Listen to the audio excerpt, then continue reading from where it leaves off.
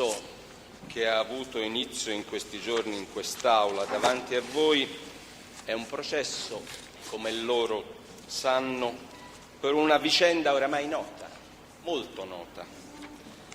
È noto che i fatti oggetto di questo processo sono stati preceduti da numerose e complesse indagini in varie fasi. Se ne sono occupati giudici istruttori, pubblici ministeri diversi, e sono fatti, lo dice il capo imputazione che stamani è stato dato per letto, relativi, con le precisazioni che ora faremo, a una serie di duplici omicidi, per la precisione 8, con 16 vittime. Tutti lo sappiamo, lo ripeto esclusivamente per inquadrare bene l'oggetto di quello che sarà questo dibattimento. 8 duplici omicidi ai danni di coppie appartate in auto, oramai si dice così. Oggi davanti a voi ci sono 3 imputati sostanzialmente per questi omicidi, che secondo l'accusa, secondo gli elementi di prova che a parere dell'accusa sono stati raccolti, sono i responsabili di alcuni di questi fatti.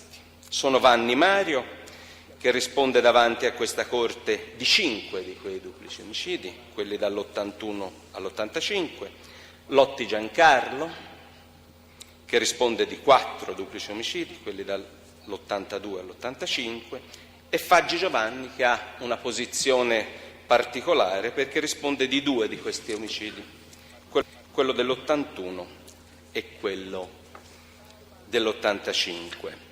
Ho sentito in quest'Aula dire giorni fa che c'è un grande assente.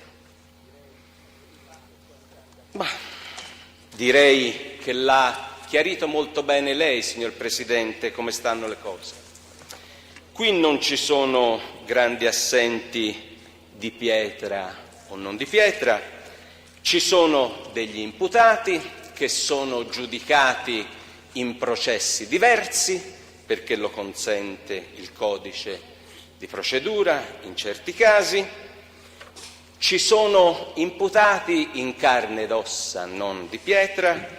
Ci sono soprattutto 16 vittime non più in carne ed ossa. Questo è il punto fondamentale che deve essere sempre davanti a voi. E quindi è una occasione processuale che qui ci sono oggi solo 3 imputati, che c'è un altro processo in fase diversa per questi stessi reati. Sono tutti imputati, ricordiamocelo, in qualsiasi fase, di pietra o di ossa o in carne ed ossa, che sono imputati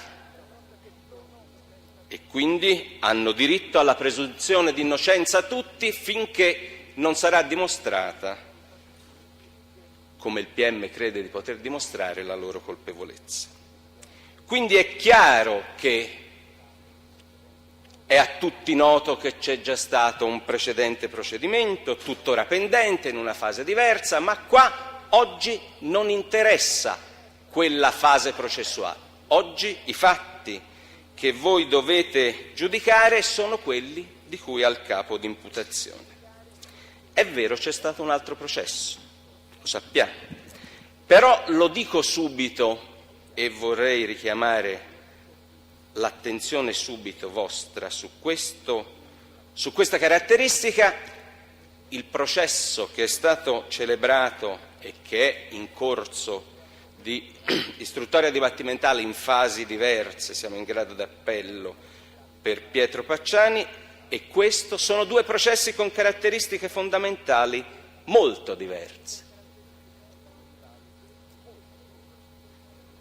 Come vedremo tra breve. E sono processi legati indirettamente per i fatti e perché le imputazioni sono analoghe da un certo punto in poi, ma in questo processo gli imputati rispondono anche di quel reato di associazione contestato, se non erro, alla lettera Q. Ma soprattutto, oltre le fasi diverse di questi due processi, la caratteristica di questi è completamente diversa. Perché quel processo a carico di Pacciani, coimputato degli odierni Vanni, Lotti e Faggi, è stato un processo a prova indiziaria, quello già celebrato. Questo è un processo a prova diretta, ora vedremo di spiegarci per i giudici popolari. Cioè, il processo odierno è un processo in cui il PM vi dice nella sua relazione introduttiva: vi è la possibilità di dimostrare direttamente la responsabilità degli imputati con prove dirette. Non c'è bisogno di fare ragionamenti o deduzioni da elementi di fatto, proiettili, blocchi o cose del genere, no, e poi risalire alla responsabilità. Qui abbiamo la prova diretta che viene da alcune testimonianze, soprattutto testimonianze di persone che hanno assistito in un caso ai fatti, e ancora di più prova diretta perché vi è quella prova che è costituita dalla confessione di uno degli imputati, degli autori, secondo l'accusa. Vedete quindi come i due procedimenti nella fase del dibattimento, e per quello che riguarda la prova che io intendo oggi illustrarvi, sono procedimenti e dibattimenti completamente diversi. Come nasce l'indagine e come si arriva all'odierno dibattimento? Come siamo arrivati a individuare, dopo un processo indiziario a carico di una persona sola, altri imputati?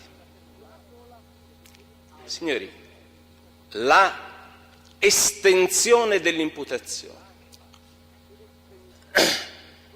il fatto che questi reati sono stati commessi da più persone, nasce come ipotesi per la prima volta nel pubblico dibattimento celebrato a carico di Pacciani. Questa è la caratteristica. Cioè, come mai oggi siamo qui? Come mai siamo arrivati a estendere l'imputazione, a pensare, a ipotizzare che c'erano dei complici? È stato proprio quel primo dibattimento di cui vi ho parlato finora a carico di Pietro Pacciani. Perché in quel dibattimento, grazie soprattutto alla collaborazione spontanea, gratuita, non richiesta, quindi ancora più vera, di alcuni cittadini che si sono presentati spontaneamente nel corso di quel dibattimento, si è cominciato a capire che non si trattava di fatti addebitabili a un solo autore.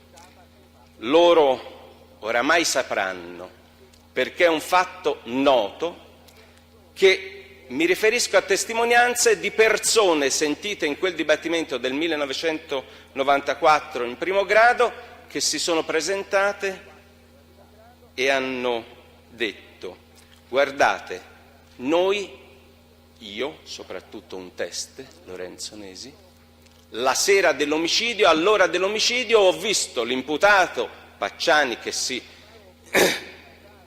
processava in quella fase, che era in compagnia di un'altra persona. Quindi tenete presente questo fatto. Quindi da una prima intuizione investigativa che aveva portato a quel dibattimento degli investigatori di allora, del dirigente della sezione omicidi della Questura di Firenze di allora, dottor Perugini, che aveva portato avanti un'indagine che era arrivata a ipotizzare che vi erano elementi gravi indiziari a carico di Pietro Pacciani, il dibattimento con quella caratteristica, cioè prova in dibattimento nuova, ha fatto capire che l'autore non era uno solo. È da quel momento che ci si è mossi ulteriormente. È proprio a seguito della celebrazione di quel primo dibattimento. Per questo sono legati i due dibattimenti, solo esclusivamente per questo. Cioè, a seguito di quel nuova luce, soprattutto sull'omicidio del 1985, che si è avuto nuovo impulso per le indagini. Si è avuto l'opportunità successiva, per questo siamo qua e siete qua oggi, di chiarire meglio i fatti, di acquisire ulteriori nuove testimonianze oltre quelle di allora, del 94. Si è avuto la possibilità soprattutto di comprendere meglio la portata e il valore probatorio di alcune testimonianze di allora. Si è avuto la possibilità di approfondire, ripeto, per quel dibattimento del 94, di approfondire la conoscenza di taluni episodi, di chiarire meglio il contesto in cui essi erano avvenuti. Ma soprattutto, da quel momento si è passati da una situazione probatoria in cui avevamo da offrire alla Corte degli indizi, si è passati a delle prove di diversa portata. È vero, è un modo di andare avanti anomalo, caratteristico di questa vicenda. È il dibattimento che ci aiuta a andare avanti nel chiarimento. Normalmente il percorso è diverso. O si scoprono subito gli autori e gli si fa il processo, o rimangono del tutto ignoti. Qua sembra, anzi è la realtà, siamo andati per tappe. Forse stiamo andando ancora per tappe, ma questo processo è quello relativo a questa tappa, se è giusta la ricostruzione che fa il PM. E perché siamo andati così lentamente? Ma perché i fatti che sono oggetto delle imputazioni sono particolari, sono eccezionali, e quindi è chiaro che anche chi li doveva raccontare, testimone o protagonista, ha avuto difficoltà immani, timori di varia natura per raccontarli. Questo è il motivo per cui siamo andati piano. La vicenda è talmente grave che anche chi la doveva raccontare ha avuto difficoltà a dirla. Lo vedremo nel ricostruirlo in questo dibattimento. Semplificando quindi, per avere chiaro come mai siamo qui con 3 imputati oggi, le cose semplicemente sono andate in questo modo. La polizia giudiziaria e il PM individuano un autore con le difficoltà e con i limiti, se limiti sono che tutti conosciamo, quell'autore Pietro Pacciani, imputato, non condannato. Dopo che la polizia giudiziaria e il PM hanno individuato quell'autore, il dibattimento pubblico, io insisto su questo fatto, del 94 di una corte d'assise come la vostra, ha permesso di capire, di ipotizzare e di chiarire già allora che vi erano dei complici. Quindi c'è stata, su sollecitazione della Corte di allora, una nuova inchiesta e si è acquisita la prova diretta per la quale siamo oggi davanti a voi.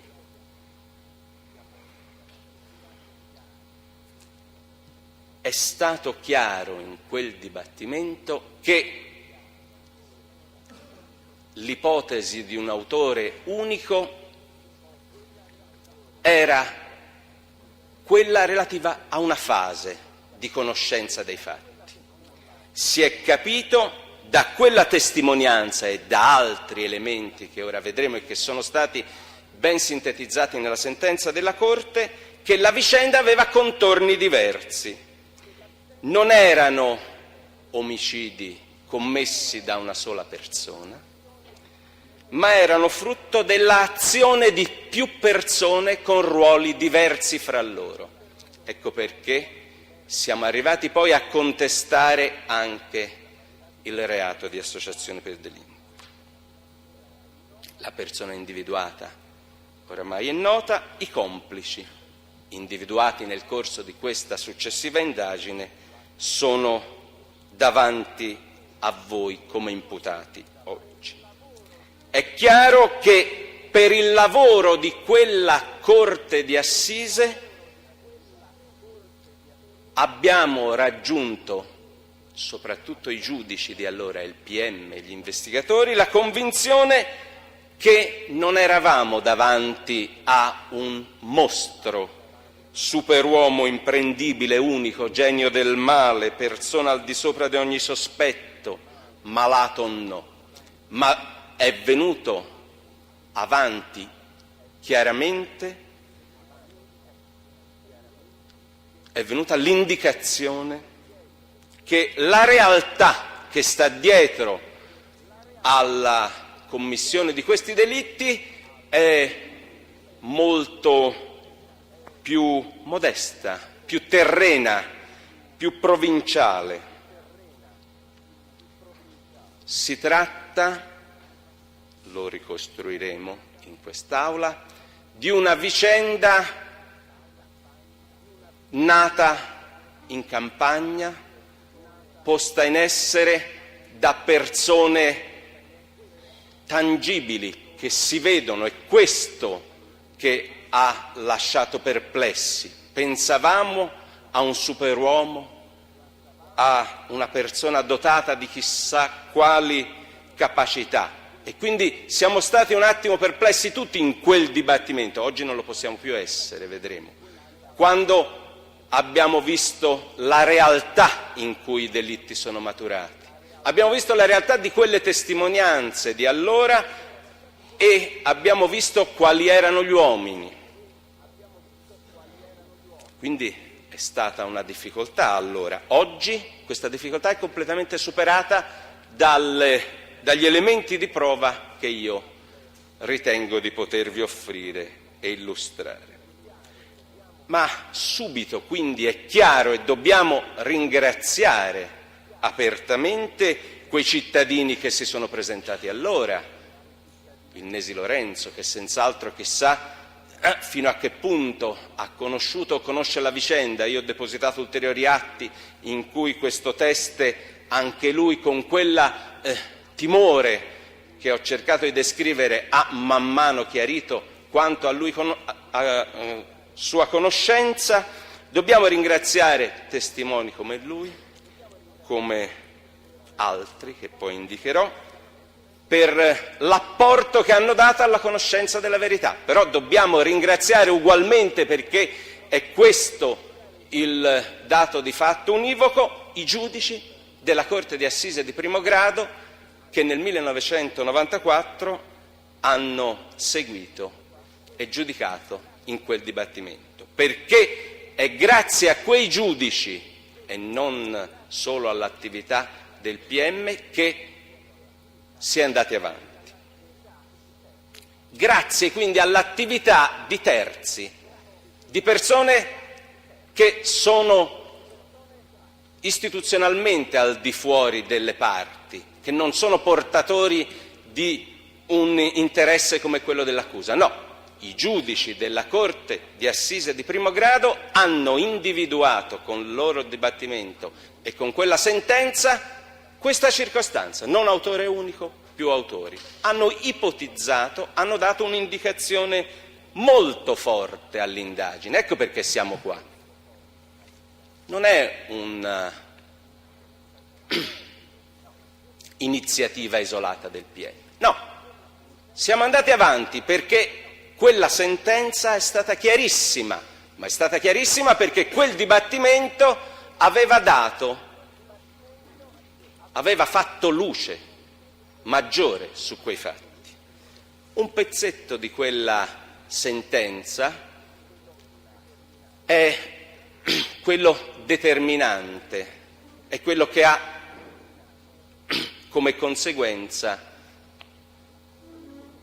il dibattimento di oggi. Dice quella sentenza: la Corte ha ben presente la qualità e la caratura di certe amicizie del prevenuto Pietro Pacciani, l'altissimo livello di sospetto a cui talune di esse sono collocate, le amicizie, lo sfacciato mendacio di alcune deposizioni testimoniali. Fa riferimento la Corte a quelle deposizioni testimoniali di due degli odierni imputati, Vanni e Faggi, e il loro valore sintomatico nell'economia delle vicende oggetto di questo processo, quello di allora. Ma su tutto ciò non è la Corte, ma il pubblico ministero al quale sono stati trasmessi i relativi atti a potere e dovere indagare e inquisire al di fuori di questo processo. Ecco la spinta, ecco perché siamo qui, quali erano gli elementi gravi già allora. Semmai, dice la Corte, ci si può interrogare sul ruolo che il misterioso complice di quella notte, riferito da Alnesi relativamente all'85, può aver avuto, insieme a Pacciani, nell'assassinio dei giovani francesi ed eventualmente in occasione di altri duplici omicidi. Cioè le acquisizioni dibattimentali del 94 non solo chiariscono che c'è un complice, ma si fa già una ipotesi da parte della Corte che viene girata al PM che il complice c'è anche per i fatti del passato. Ecco come nasce poi la confessione di Lotti. È da quello spunto, da quella vicenda processuale che si parte.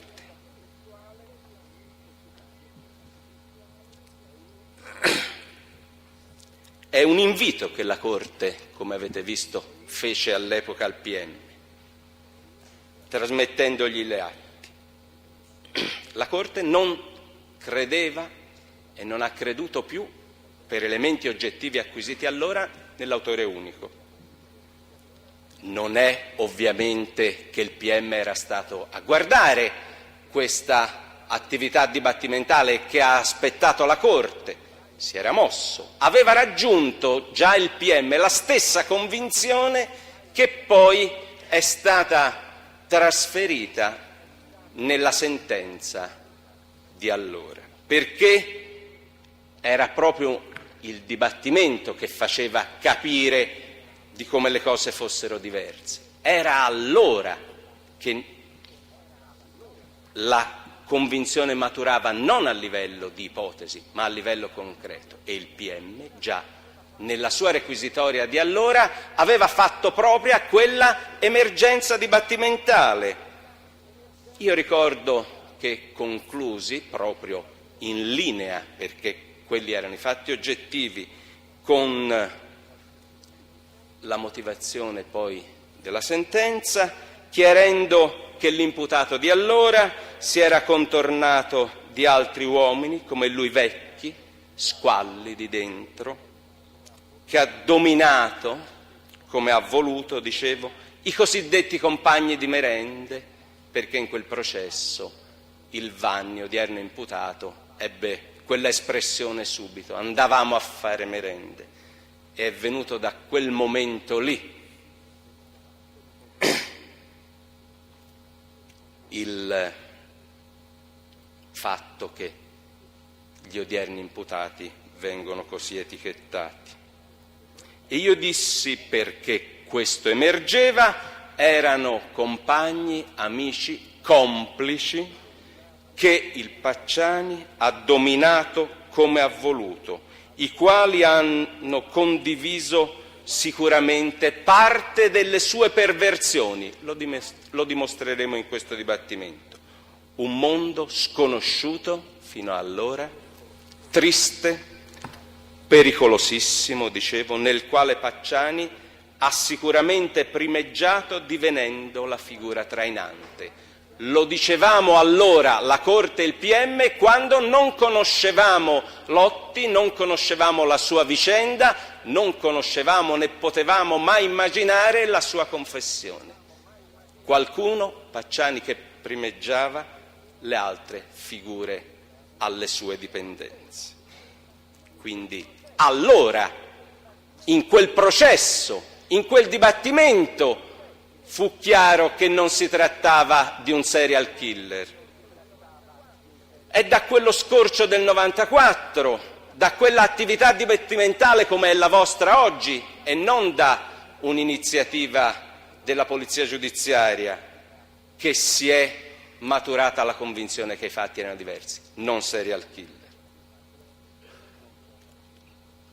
È questo il motivo oggettivo per i quali siamo andati avanti. Era un'impostazione non corretta, non completa, parziale, per i motivi lenti, di lentezza di raccolta della prova che ho cercato di evidenziare. Solo successivamente, in pubblico, siamo andati avanti. E da quel momento l'ottica investigativa, questo sì, con quell'indicazione è cambiata completamente. Non più intuizioni, ipotesi, valorizzazione degli indizi, ma esame, ricerca di fatti obiettivi, di dati oggettivi non criticabili da nessuno, che hanno un'unica spiegazione. E questo è il processo dal punto di vista del tipo di prova che oggi offriamo alla Corte d'Assise, che l'accusa offre alla Corte d'Assise. Cioè una indagine basata su fatti, esclusivamente, sulla cosiddetta prova tradizionale, sulla indagine minuziosa, capillare su tutti i risvolti della vicenda fatta da parte della Polizia Giudiziaria. Quindi non una ipotesi investigativa ferma, blindata dell'accusa, che non ha il coraggio di farsi dire da un dibattimento: guarda, la tua indagine è parziale. No, un dibattimento e una Corte hanno dato le indicazioni giuste, il PM se n'è accorto da solo e ha capito subito. L'impostazione era parziale. Sarebbe stato pericoloso assolutamente se l'accusa si fosse arroccata su quella impostazione. Anzi, era un'indagine dibattimentale che proprio l'accusa aveva voluto e favorito per vedere di chiarire meglio.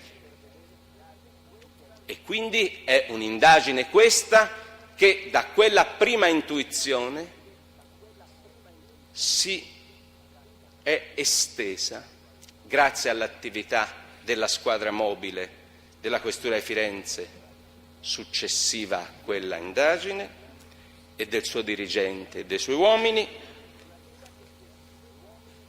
un'attività che si è estesa su fatti concreti, ampia, completa, per cercare riscontri testimoniali a fatti, fino ad arrivare alla confessione di uno degli imputati e alla scoperta poco prima di testimoni oculari. E vediamo un attimo questa confessione che, come cercavo di spiegarvi, nasce in una situazione di raccolta di prova minuziosa. Come mai abbiamo una confessione? Cerchiamo di capirlo, perché poi dovremo valutarne l'attendibilità, ma vediamo com'è nata, perché se si capisce com'è nata, si capisce anche la portata di questa confessione. È una confessione che nasce non spontaneamente, è frutto di contestazioni specifiche di fatti. Ecco perché è una confessione che ha un valore particolare, che cercherò di mettere in evidenza. È sì Lotti Giancarlo un imputato che ha confessato, ma non è un pentito nel senso tradizionale, non è una persona che si è presentata e ha detto bene, vi voglio raccontare questi fatti. No, signori, è ben diverso, per questo la sua confessione, a mio avviso, dovrà essere valutata con maggiore rigore, sì, ma con maggiore favore, perché è una confessione che viene dopo che gli vengono contestati fatti specifici ai quali il Lotti non può dare spiegazione diversa se non sì è vero, mi hanno visto sul posto dell'omicidio dell'85, io c'ero, e poi a catena tutto il resto. E quindi confessione che nasce, ecco qua il punto che ci dà tranquillità, solo perché vi sono contestazioni che vengono fuori dal lavoro investigativo minuzioso sui fatti. Quindi è una confessione che ci può, come origine, lasciare tranquilli sul fatto come è nata. Poi vediamo l'attendibilità. Ma è una confessione che si basa sui fatti che sono testimonianze di quei testi oculari che dicevano di essere stati presenti perché erano passati la notte dell'omicidio dell'85, del 9 settembre 85, quella domenica da Scopeti. Cioè ci sono più persone che dicono di essere passate di lì, le sentiremo in dibattimento. C'è un teste oculare Pucci, Fernando, che dice sì, io c'ero. Ci sono i testi, quelli che sono stati chiamati in una fase processuale alfa, beta e gamma, delta, che hanno ammesso di essere stati lì. Ma perché tutte queste persone un bel giorno alla polizia giudiziaria ammettono di essere passate di lì? Non certo nemmeno loro spontaneamente. Ecco la difficoltà che vi dicevo nella raccolta degli elementi oggettivi. C'è un'intercettazione telefonica, altra intuizione, secondo me, più che felice del dirigente della squadra mobile della Questura di Firenze, che decide, una volta in cui è necessario verificare certi elementi di fatto, di porre sotto intercettazione, di richiedere al PM e quindi al GIP di porre sotto intercettazione la utenza di un bar dove tutti i protagonisti di questa vicenda che stiamo ora esaminando, cioè il passaggio nella notte degli Scopeti dalla piazzola, decide di mettere sotto controllo quel telefono perché sa che Lotti da quel telefono parla. Non avendo un suo telefono, riceve telefonate lì. È chiaro che la polizia sente persone, conosce questa circostanza. È da quell'elemento oggettivo, intercettazione telefonica dell'utenza del bar di San Casciano, che si ha la convinzione, perché Lotti, parlando con una donna, vedremo, indicata nel capo imputazione, nella lista testi, Ghiribelli, dice sì, è vero, ti hanno chiesto questa circostanza in questura, è vero, io c'ero lì quella notte, ero lì a fare un bisogno fisiologico, dirà lui. È chiaro che quell'elemento oggettivo, conversazione fra persone che non sanno di essere intercettate, è l'elemento che convince della bontà delle testimonianze fino a quel momento raccolte. Ecco come nascono le testimonianze, da fatti oggettivi, una intercettazione telefonica nella quale chiaramente si raccontano cose incredibili, cioè eravamo lì per un bisogno fisiologico. Mi capite che fermarsi la notte dell'omicidio alla stessa ora dove avvengono quei fatti, in una campagna toscana così ampia, tornando da Firenze, nessuno ha creduto a Lotti nel momento in cui diceva che spiegava qual era il motivo per cui si era fermato la notte dell'omicidio all'ora dei fatti, intorno alle 11. Ecco come parte, ecco perché vi dicevo e vi dico, sono elementi oggettivi quelli che portano alla confessione di Lotti. Cosa deve fare quando gli chiedono ma perché ti sei fermato lì? Ci sarà il Pucci prima che dice sì, eravamo a guardare, vedremo il contenuto perché poi spiegherà che hanno assistito all'omicidio. È chiaro che Lotti, non certo facilmente, arriva pian piano ad ammettere questi fatti.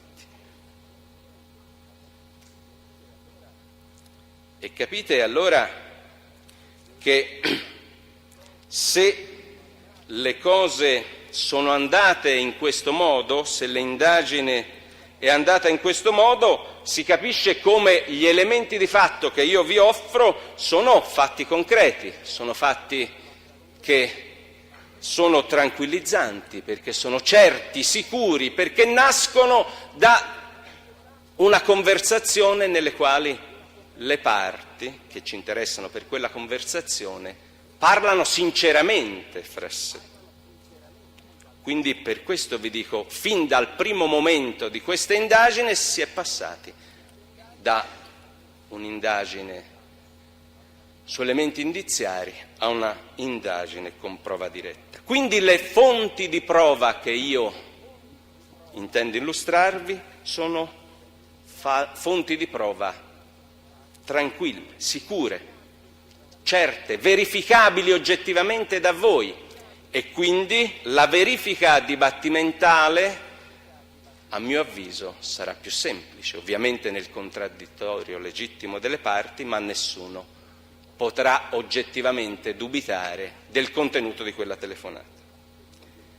Ecco che quindi siamo arrivati con quella telefonata che è a cavallo fra il 95 e il 96,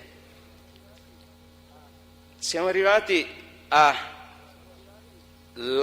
prova che la Corte di Assise aveva visto giusto nel dire che almeno nell'omicidio dell'85 c'erano più persone. C'è un primo riscontro oggettivo, oltre quella prima testimonianza del test spontaneo Nesi. Allora, andando avanti questa indagine che noi ci proponiamo di ripercorrere in quest'Aula, ci siamo accorti che per ciascuno dei delitti contestati agli odierni imputati, 85, 84, 83, 82, 81 per Calenzano, vi erano elementi oggettivi di riscontro dello stesso valore. Provo a sintetizzarvi. Ma abbiamo avuto la verifica subito che era vero che l'indagine era lenta e che vi erano state lacune nel momento in cui si era imboccata la strada dell'autore unico, ma erano lacune che non dipendevano certo da un'inerzia, ma dal fatto che era difficile ottenere testimonianze. Vedrete nella ricostruzione che faremo di come questi testi siano andati cauti nel raccontare. E quindi ci siamo subito accorti, dopo questo riscontro al lavoro della Corte, cioè c'erano dei complici nell'85, che è stata una vicenda che ha avuto una lentezza incredibile. Un avvocato di parte civile giorni fa, con un termine, con un'espressione che rende bene l'idea, diceva è un'indagine a metabolismo lento. È vero, è sicuramente lenta, ma essendo lenta e fondandosi su elementi oggettivi ci dà la certezza che siamo nel giusto. Ora siamo vicini, e questo dibattimento, mi auguro, darà ancora più certezza, siamo vicini a una vera giustizia su questi fatti. Qualcuno, uno dei parenti delle vittime in quest'Aula, diceva: sento odore di verità, sento sapore di giustizia. In tutta sincerità lo penso anch'io. Questa è la strada. E questo dibattimento, dicevo, è una tappa, è la verità. Non abbiamo nessun timore ad ammetterlo, è una tappa nella ricostruzione di questi fatti. Basta tenere presente il capo imputazione.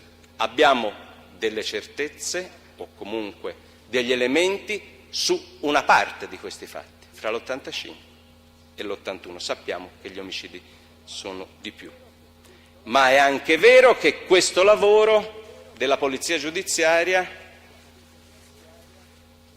è stato utile. Nessuno si è fermato, nessuno si è arroccato sulla prima impostazione. Siamo arrivati solo così a quella testimonianza, a quelle testimonianze relative all'85, nel non fermarsi, nel valutare tutto, non solo nel portare avanti delle ipotesi investigative. Allora vediamo in concreto come procedere nella assunzione della prova. È abbastanza semplice una volta che io vi ho fatto presente come è andata l'indagine. Abbiamo in questo dibattimento la necessità di verificare la esistenza in concreto di tutti gli elementi di prova diretta e di fornire o vedere se vi sono riscontri. Cioè il lavoro da fare è di due tipi dal punto di vista del PM. Il primo è quello di verificare innanzitutto l'attendibilità della confessione, primo lavoro da fare. E quindi le prove che il PM vi offre sono tutte volte alla verifica, vedremo come, della attendibilità della confessione, perché è questo che si propone di fare il PM. Una volta verificata la attendibilità, come io credo, della confessione di Lotti, secondo lavoro da fare, se così si può chiamare, o attività di assunzione della prova da fare, è quella di verificare se vi sono riscontri sulla chiamata di correo, perché gli elementi sono due: confessione e chiamata di correo. Quindi dobbiamo prima verificare l'attendibilità della confessione, secondo verificare se per quanto riguarda la chiamata di correo vi sono riscontri diretti. Questo è il percorso che il PM intende fare. È un percorso che per fini diversi, quello della verifica dell'attendibilità e della sussistenza dei riscontri, hanno già fatto altri organi giudiziari, perché voi sapete che al fine soltanto di verificare se vi erano indizi o elementi per mantenere lo stato di custodia cautelare di Vanni, sia la Corte di Cassazione per ben 3 volte che il Tribunale della Libertà per un numero di volte che io non ricordo nemmeno da quante sono, hanno verificato due cose: sussistenza degli indizi ovviamente in momento diverso, e sussistenza delle esigenze cautelari. Però è questo il punto: già altri organi giudiziari hanno valutato positivamente e la confessione e gli elementi di riscontro. Sono tutte cose che sono anteriori, il vostro lavoro è diverso, non dovete valutare indizi ma dovete vedere se queste possono arrivare a essere considerate prove. È questo che il PM intende fare. Allora capite che il vostro lavoro ha già avuto un vaglio precedente, fino al decreto del GUP che ha disposto il giudizio con la verifica della impostazione di accusa e col riconoscere che quegli elementi dovevano essere portati al vostro vaglio. Dicevo che la prima operazione da fare è quella della verifica dell'attendibilità della confessione di Lotti, al di là di quelli che sono i primi testi che io vi ho indicato per l'85 per quella telefonata. Quindi, se io vi faccio presente che la prima attività da fare è quella della verifica dell'attendibilità di Lotti, vi dico subito, signori giudici, attenzione, perché questo processo è innanzitutto il processo a Lotti Giancarlo. Partiamo da questo, teniamolo ben presente. È vero, ci sono altri 2 imputati, 3 per la verità, ma è in primo luogo il processo a Lotti Giancarlo. Per la prima volta in un pubblico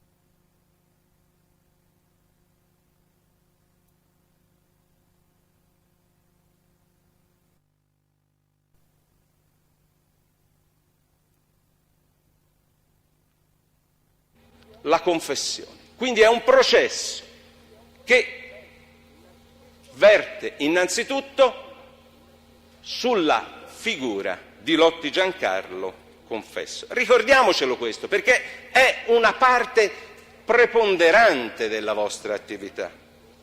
E io vi dico che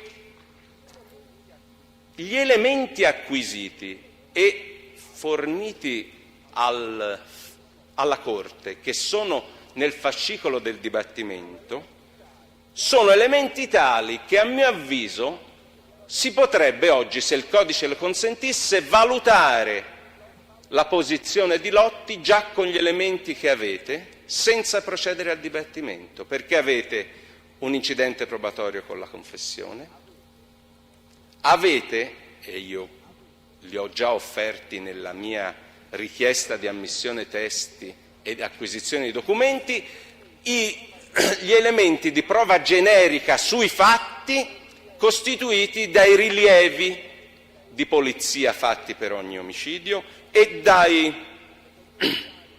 le perizie medico-legali nelle quali i medici allora ricostruivano la dinamica degli eventi. Quindi voi avete già la possibilità di verificare, leggendo quegli atti, da una parte come si sono svolti e come sono stati ricostruiti i fatti dal punto di vista della dinamica allora, nell'85, nell'84, nell'83, e di verificare questi elementi oggettivi sicuri di allora, non c'erano imputati, quindi più obiettivi di quelli, con le dichiarazioni di Lotti. Io ritengo di potervi dimostrare alla fine di questo dibattimento che solo con questi elementi, al di là delle testimonianze, avreste la possibilità di verificare l'attendibilità delle dichiarazioni della confessione di Lotti. Si potrebbe fare, se fosse consentito, un processo abbreviato per lui, cioè senza dibattimento. Si potrebbe, a mio avviso, arrivare a una decisione sulla sua responsabilità sulla base degli atti che voi già avete all'inizio del dibattimento. Questo per dirvi che gli elementi di prova a carico di Lotti e della verifica dell'attendibilità della sua confessione sono così forti che sono già nelle carte. Ci sono in più una serie di riscontri forniti da testimonianze. C'è a questo proposito di questa confessione un documento chiarissimo che io vi offro perché lo acquisiate. E è quella confessione scritta con calligrafia incerta, con modo di esprimersi incerto del Lotti, che è allegata al verbale del 16 novembre 96, manoscritta presentata spontaneamente da Lotti, il quale, dopo aver descritto come sono andati i fatti, qual è stata la condotta che lui ha tenuto, quando dice in quella lettera sua è una lettera del 15 novembre 96 allegata a un verbale, comunque io ve lo offro come documento, poi lo valuterete voi che utilità dare a questo documento. Comunque è un documento manoscritto che viene dall'imputato, quindi io chiedo che sia acquisito, nel quale descrive sinteticamente, nell'italiano che gli è consentito dalla sua cultura, 3 o 4 punti fermi. Ho partecipato come palo ai delitti per i quali sono imputato. In un caso sono stato costretto a sparare, questa è la sintesi. Sono stato costretto ad andare con loro, intendendo per loro che Lotti dice Pacciani e Vanni. C'era stato una sorta di rapporto omosessuale con uno dei miei complici, Pacciani. Sono stato minacciato perché per fatti diversi della mia omosessualità avrebbero riferito in giro questi miei rapporti. Questo è il succo proprio stringatissimo della confessione. Ma c'è in quella confessione scritta un elemento in più che voi e noi tutti dobbiamo valutare, perché alla fine di quella difficile, secondo me, sofferta, fra virgolette, confessione di Lotti, aggiunge quelle 4 o 5 parole che sono indicative del suo stato, del suo comportamento in tutti gli anni che ha taciuto. Dice con il suo frasario, riferito a Vanni e Pacciani, fate cose mostruose, io non le avrei fatte, voi non avete rimorsi, siete come bestie, io vi leverei dalla faccia qualcosa del genere. Ma il contenuto di questa frase mette un attimo in evidenza l'evoluzione della condotta ai Lotti. Siamo quasi in quel manoscritto del Lotti a riconoscere una sorta di rimorso. Voi non avete rimorsi, come dire, io ce l'ho. Cosa ho fatto? Ho confessato. Questo è il suo. E ha dimostrato fino in fondo quantomeno la coerenza. Poi vediamo l'attendibilità. Pian piano ha ammesso ciò che ha visto, poi ha ammesso ciò che ha fatto, poi ha spiegato perché e poi ha tirato fuori questo, io lo chiamo rimorso. Per quello che può lui, poi il consulente tecnico nominato dal PM ha inquadrato bene la figura del Lotti. Lo vedremo, lo sentiremo. Ma è una condotta coerente fino in fondo. Si è presentato in quest'Aula, a parte il suo stato di malattia, e ha pubblicamente manifestato tramite il suo difensore non solo la volontà di essere sottoposto a tutti gli interrogatori che le parti e loro vorrete fare di questo imputato, ma ha confermato che ha detto la verità e è disponibile a ripetere ciò che sa. Questo è importante. Allora, questo è il percorso di Lotti che viene dopo una fase processuale che in estrema sintesi è quella, una corte di primo grado che ipotizza complici, riscontri sull'esistenza di complici, un complice confesso. Un complice confesso con questo modo di comportarsi,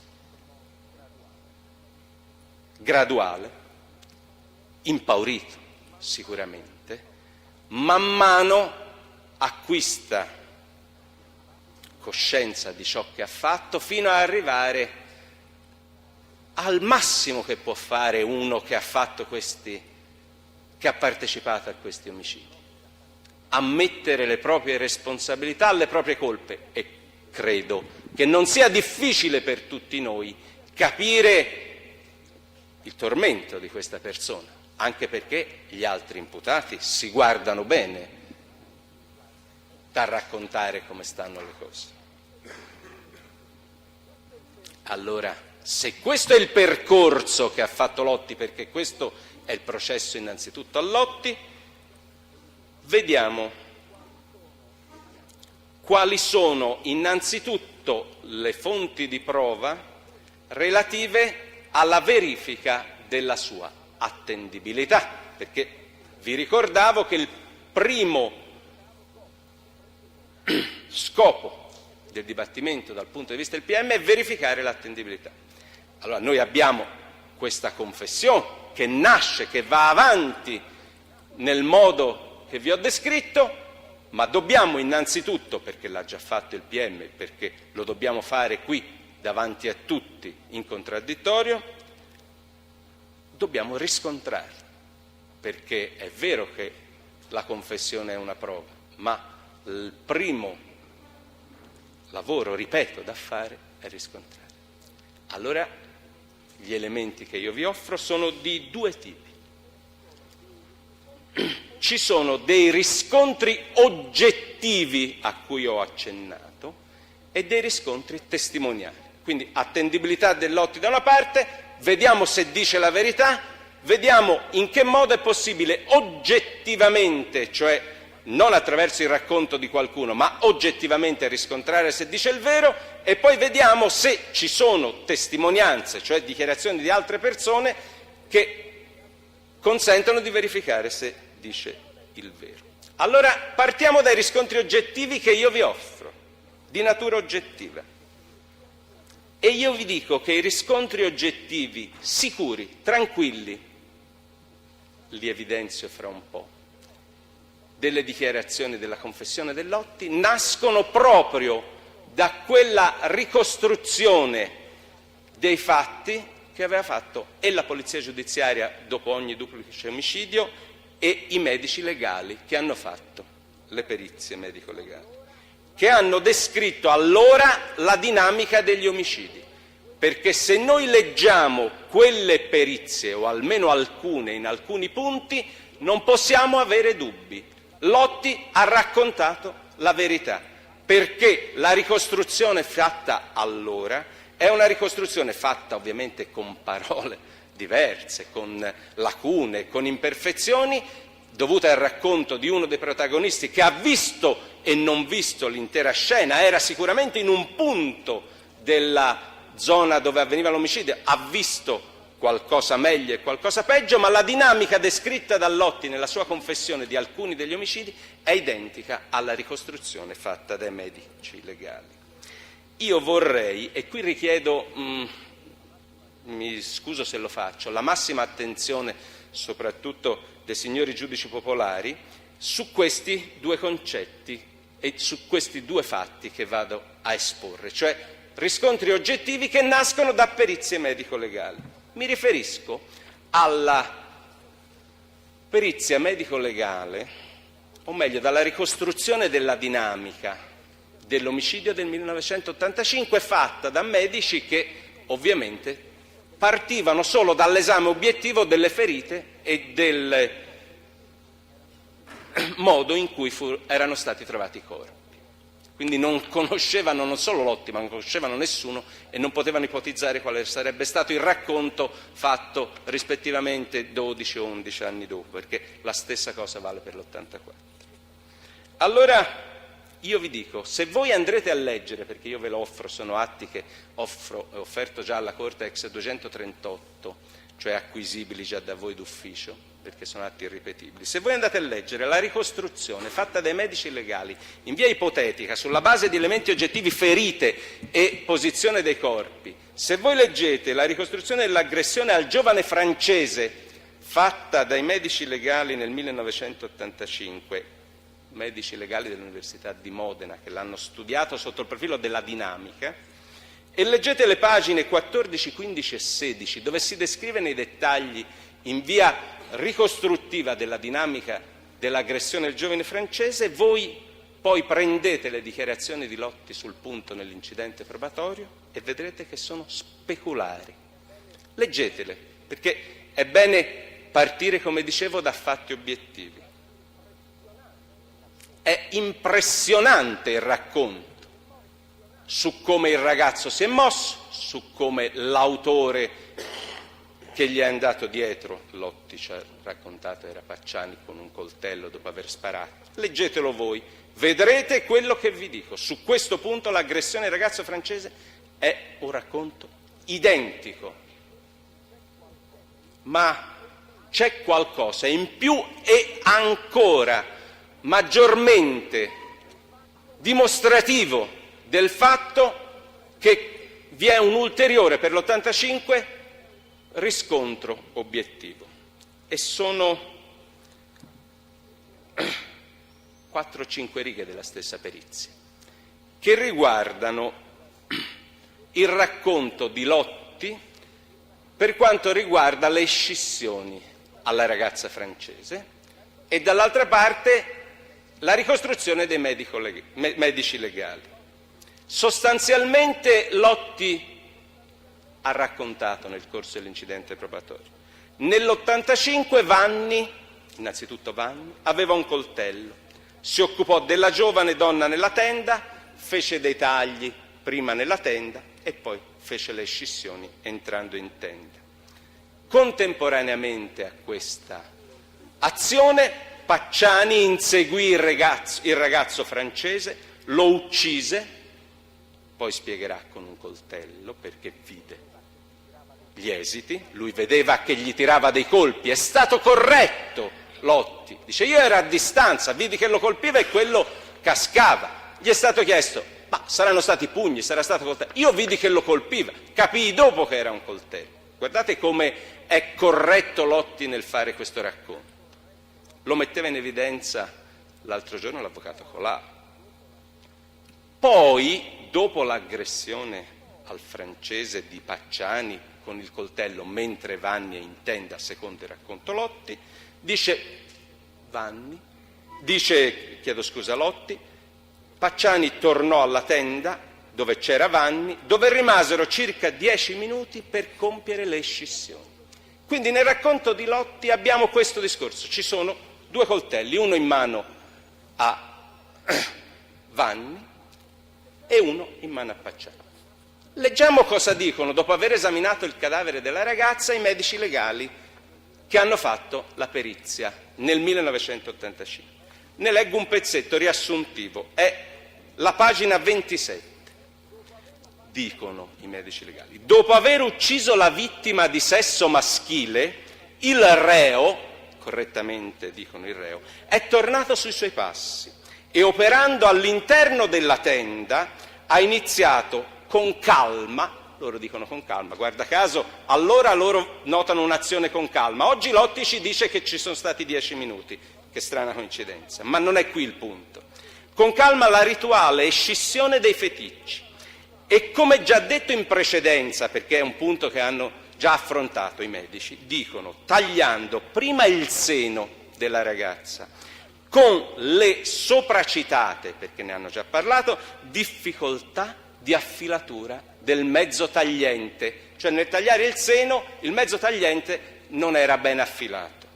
Quindi è stato tagliato il pube, dove tali difficoltà di taglio non appaiono più documentabili. E aggiungo, il che rende possibile l'ipotesi che egli, reo, disponesse di un secondo coltello. Signori, se questa non è una prova oggettiva dell'attendibilità di cosa dice Lotti, io non ho altro da aggiungere, da offrire a voi. Già nel 1985 si ipotizza o si dà certezza, perché le escissioni dimostrano questo, che furono usati sulla ragazza 2 coltelli. Lotti cosa vi dice? Prima Vanni taglia la tenda, quindi ipotizzabile che il coltello non è affilato come si deve, quello di Vanni, ma questa è un'ipotesi, e poi Pacciani all'altro coltello. E quindi sulla ragazza sono usati 2 coltelli. Lotti cosa vi dice? Li ho visti in tenda per 10 minuti, tutti e 2, a fare il lavoro sulla ragazza. Qui c'è un riscontro oggettivo della presenza di 2 coltelli nell'esame del cadavere della ragazza francese. Ecco, un elemento obiettivo sul quale, signori, né io, né le altre parti, né voi corte, potete nutrire dubbi. Ecco su cosa si basa la convinzione del PM circa l'attendibilità della confessione. Per l'85 c'è un elemento oggettivo, 2 coltelli si vedono sul cadavere e voi avete la possibilità di verificare questo dato leggendo le pagine che vi ho detto di quella consulenza medico-legale.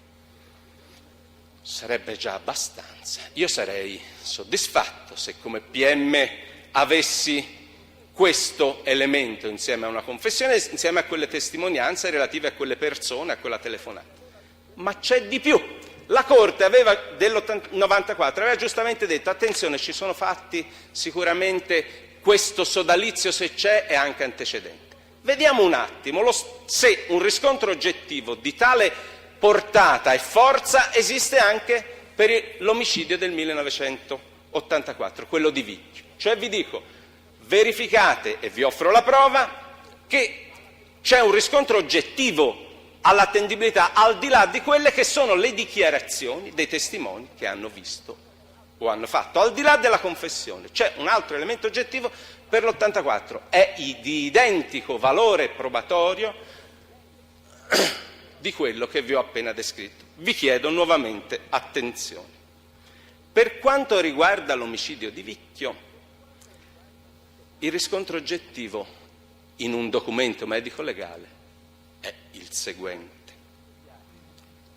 Lotti dichiara, 12 anni dopo, lo dichiara nel 96, i fatti sono dell'84. Guardate, sparò Pacciani alla Panda dei ragazzi di Vicchio. La ragazza fu poi trascinata fuori dall'auto nel campo di erba attiguo. Qui avvennero le scissioni ad opera di Mario Vanni. Questo è in estrema sintesi il racconto. Poi ci sono molti più particolari. Lotti dice: ero lì vicino, era buio, ho visto, ho intravisto. Comunque le cose andarono così. Aggiunge: ero abbastanza vicino da sentire che la ragazza, dopo gli spari, emetteva dei gemiti. Questo dice Lotti. Guardiamo l'elemento oggettivo perizia medico-legale fatta dai medici legali, questa volta dell'Università di Firenze allora. Nell'elaborato dell'Istituto di Medicina Legale fatto allora dai professori Maurri e Marini, leggo testualmente, perché vi è un intero capitolo sul fatto di cosa è successo alla ragazza dopo gli spari, perché ha avuto uno sparo in testa, un colpo di pistola. E questo capitolo, perché noi dobbiamo vedere quel discorso di Lotti che ha sentito gemere dopo gli spari, l'intero capitolo, che dura una decina di pagine, titola eventuale sopravvivenza e possibilità di movimenti coordinati finalistici della ragazza dopo il colpo di arma da fuoco alla testa. Pagina 59. Sono 10 pagine, tutte identiche, con dovizia di particolari e con tutta la professionalità di questi medici legali e con tutte le incertezze che loro portano nel loro elaborato, nello spiegare come vi è sopravvivenza dopo un colpo di arma da fuoco e quali sono i sintomi per cui si può dire nel caso specifico quello che vediamo. Dicono i medici legali. Lotti dice: la ragazza dopo gli spari gemeva, si lamentava, traduciamolo come vogliamo, glielo richiederemo cosa ha sentito. I medici legali dicono: sul cadavere non ci sono segni che indichino la comparsa di morte immediata. Secondo, al contrario, ci sono segni indicativi di una certa sopravvivenza che, come abbiamo già detto, io ho preso un pezzo e basta, sono rappresentati dall'edema polmonare. Ancora poi dicono, più sotto, per quanto riguarda il carattere delle lesioni da arma bianca al collo della ragazza, perché c'è una lesione al collo della ragazza, si può conclusivamente dire che esse sono molto più probabilmente inferte in vita che in morte, cioè dopo il colpo di arma da fuoco c'è un colpo al collo.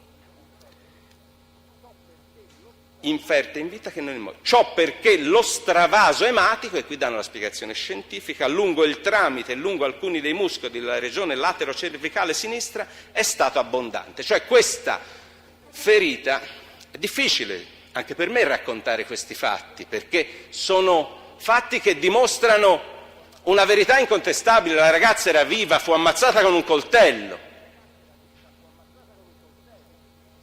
Lo dicono i medici legali di allora. C'era una ferita che sanguinava abbondantemente.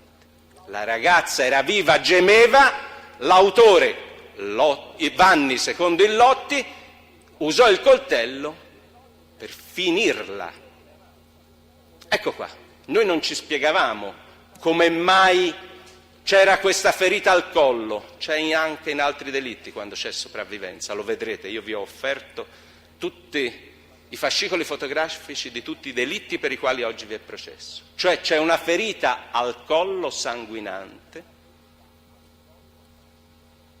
perfettamente compatibile con uno stato di sopravvivenza, e quando uno è stato colpito da un colpo di arma da fuoco è in coma, non è in coma, coma profondo, no? Ce lo spiegheranno i medici, non ha importanza.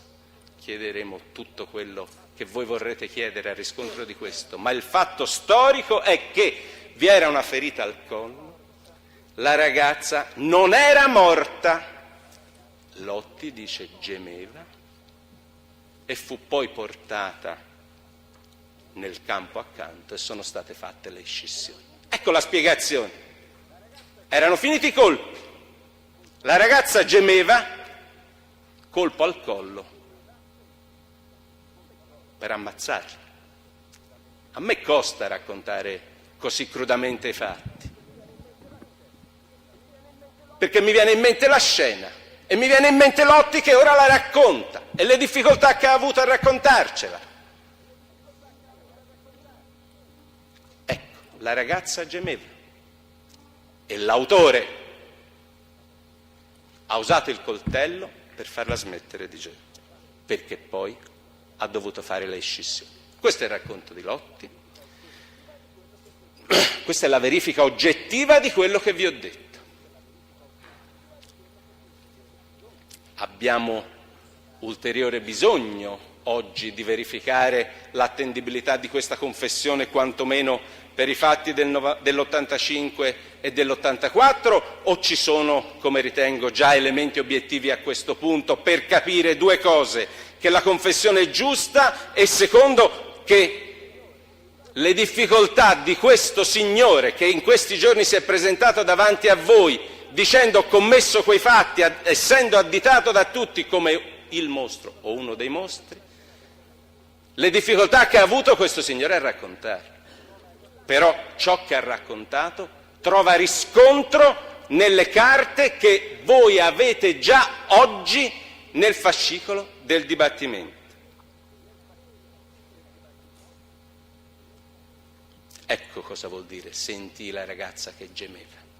C'è una spiegazione chiarissima in questa perizia, così come c'è la spiegazione della presenza di 2 coltelli nell'85. Ecco cosa dice Lotti. Si può ipotizzare che avesse letto le perizie, ma mi rifiuto di andare su questi racconti, perché il suo racconto è talmente imperfetto che non ci possono essere dubbi su questo.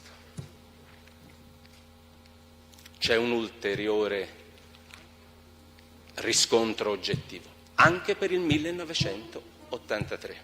Lo sintetizzo al massimo perché mi sembra che è sufficiente ciò che avvenne nell'85 e nell'84. Andiamo a giugno. Qual è il racconto di Lotti? In estrema sintesi. È l'omicidio dei 2 tedeschi nel pulmino, 2 uomini. È descritto nel capo imputazione, ci sono le foto dei rilevamenti dei corpi in atti e le foto del pulmino, e il racconto di Lotti in sintesi proprio estrema è questo. Eravamo lì, io, Pacciani e Vanni. Pacciani mi mise la pistola in mano, mi invitò a sparare io sparai attraverso i finestrini verso le sagome dei 2 giovani che mi parvero seduti. Sparai alcuni colpi, poi non ce la feci più.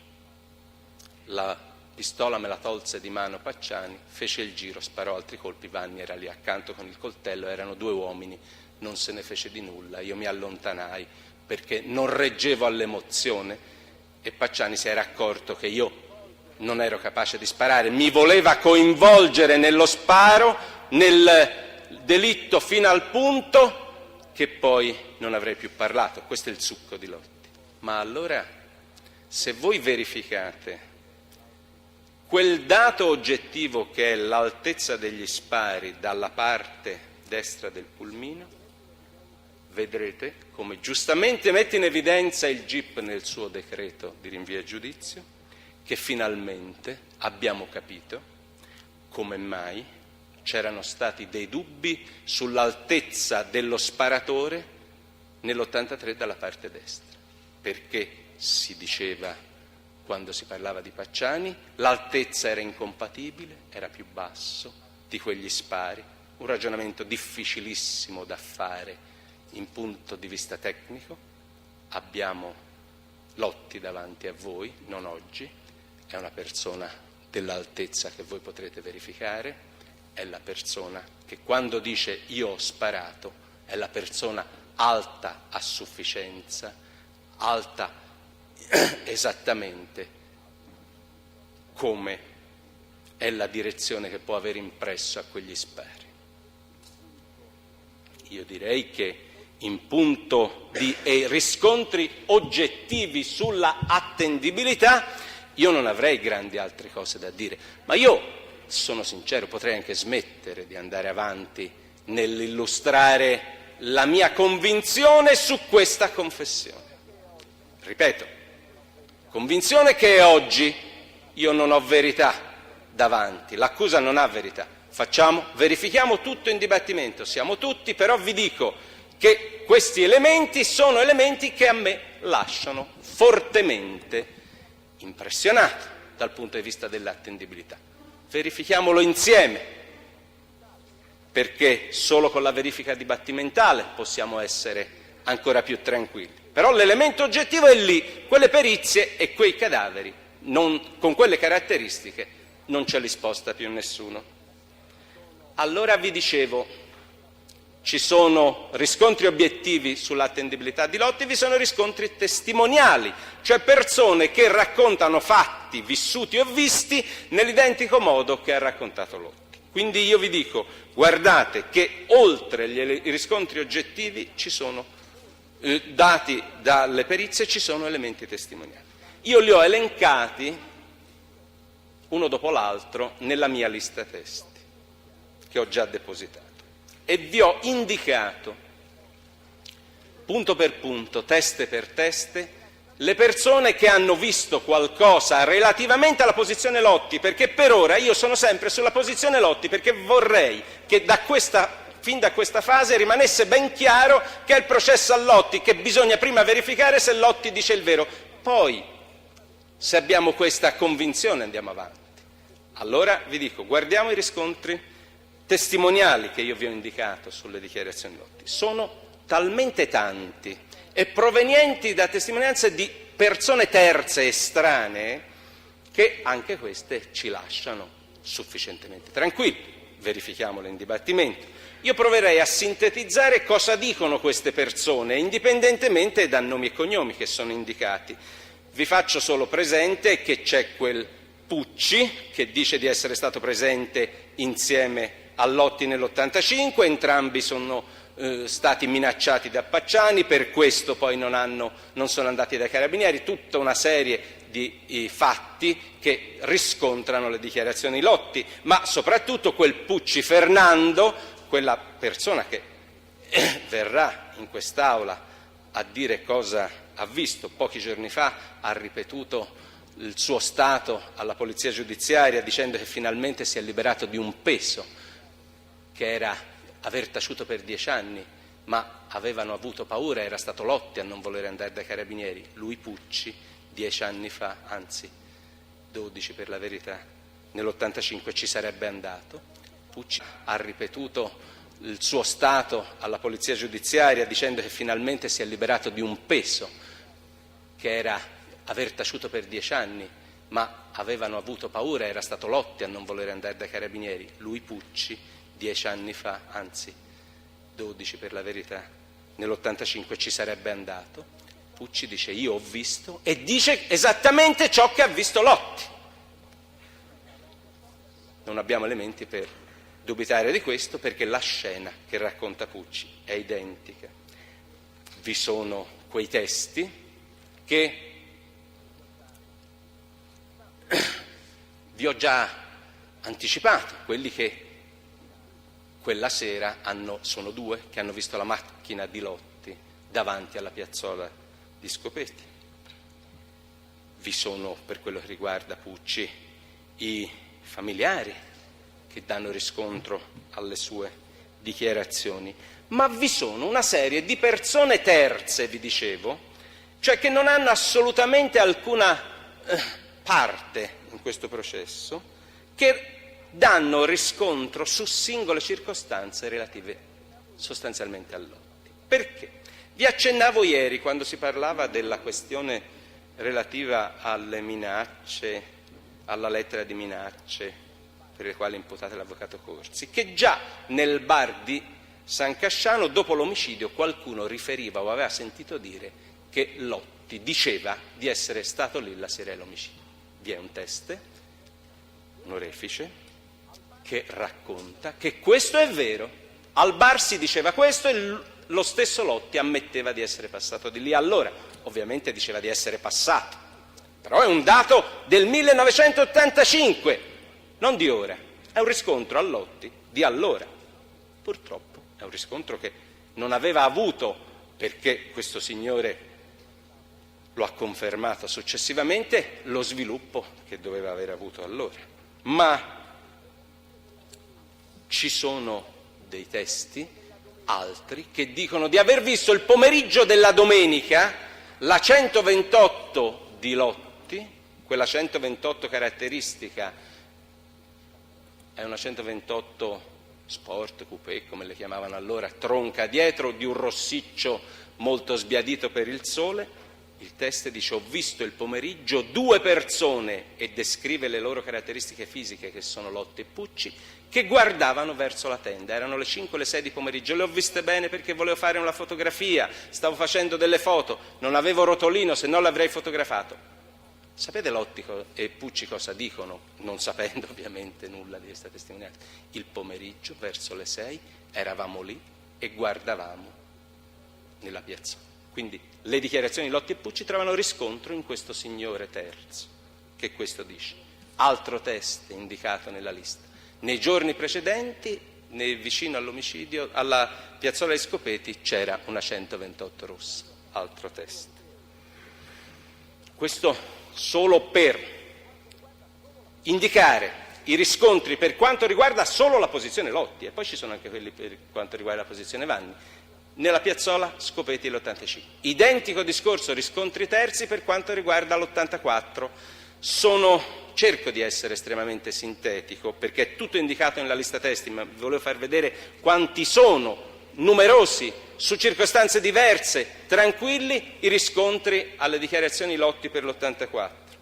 C'è una signora, prostituta, non prostituta, amica, non amica di Lotti, che dice: sì, è vero ciò che dice Lotti, nell'84 noi, io e lui, eravamo stati a fare l'amore nella stessa piazzola dove poi c'era la Panda, la macchina la mettemmo nella stessa posizione. Lotti dice il vero quando dice di essere già stato lì a fare sopralluoghi. Ci siamo stati anche io e lui. Lo stesso Pucci dirà: sì, è vero, siamo andati prima dell'omicidio a fare un sopralluogo. Entrambi, Pucci e questa signora Nicoletti, ci sono stati portati, hanno riconosciuto il posto, ce li possiamo riportare se la Corte crede in qualsiasi momento. Vedremo cosa hanno da dire. Ci sono 2 testimonianze ancora più importanti, perché provengono da terzi, per l'84. Lotti dice: dopo l'omicidio per allontanarci dal posto non facemmo la strada statale, ma passammo da una strada sopra, sterrata, passammo effettivamente da una fonte. Ci sono due testi che si sono presentati spontaneamente anni e anni fa e hanno sempre detto, a mezzanotte, alle 11, avevamo una casa in campagna lì, sulla strada sopra la Boschetta dell'84. Facevamo, prima di tornare a Firenze, riserva di acqua, portavamo acqua a casa, chi non lo fa quando va in campagna la domenica. Eravamo alla fonte, abbiamo preso l'acqua, abbiamo visto una cosa che ci ha subito colpito e che quando abbiamo saputo che c'era stato l'omicidio l'abbiamo legata. Questo lo dicono anni e anni fa, quando di Lotti nessuno parlava. Dice, a quella fonte, a un certo punto, in quella strada che noi percorriamo tutte le domeniche perché abbiamo la casa lì, non passa mai nessuno. È una strada assolutamente che non porta altro che alle nostre case e a quella fonte. Sono passate due macchine, una davanti piccola, bianca, e una dietro, rossa, che gli seguiva subito al parafango, da tanto era vicino. Facevano un sacco di fumo e andavano a una velocità assolutamente incompatibile con quei luoghi e con l'ora notturna. E facevano una gran polvere. Lotti, nel sopralluogo e subito, ha detto: è vero, noi quella notte facemmo quella strada, poi spiegherà perché per evitare un passaggio a livello, perché i Pacciani conosceva meglio quella strada, perché doveva nascondere la pistola, tutte cose che vedremo. Il punto fondamentale è che al racconto di Lotti, che erano passati da sopra e non dalla statale, che erano passati su una certa curva dove c'era una fonte, Lotti dice sì. Davanti era Pacciani che sapeva la strada con la macchina bianca, io ero dietro, Pacciani e Vanni, io ero dietro con la mia macchina rossa. Identici, precisi. La spiegazione a questi due cittadini che spontaneamente si presentano e dicono: ma voi processate un signore Pacciani, una macchina bianca? Noi quella sera abbiamo visto anche una macchina rossa. Cosa gli doveva rispondere a questi signori la polizia giudiziaria allora? Cerchiamo la macchina rossa. È quello che hanno fatto. Ci è voluto del tempo, troppo, sicuramente. Però oggi è una spiegazione con fonte testimoniale di quella circostanza vista da questi signori. Ci sono altre testimonianze numerose, sempre per l'84, quelle che vedono, che conferma ai discorsi che la ragazza Pia Rontini dopo il lavoro veniva probabilmente seguita da qualcuno, tant'è che la accompagnavano a casa. Lotti puntualmente ipotizza e dice sì, nei giorni precedenti l'abbiamo seguita, l'avranno seguita più facilmente Pacciani e Vanni, io sono andato una volta con Vanni, fa tutto un racconto che è l'esatta fotocopia come circostanze di quelle emerse sul punto. La ragazza aveva paura la sera perché qualcuno lo seguiva, tant'è che ci sono testi che hanno detto all'ora e ora che la ragazza veniva accompagnata.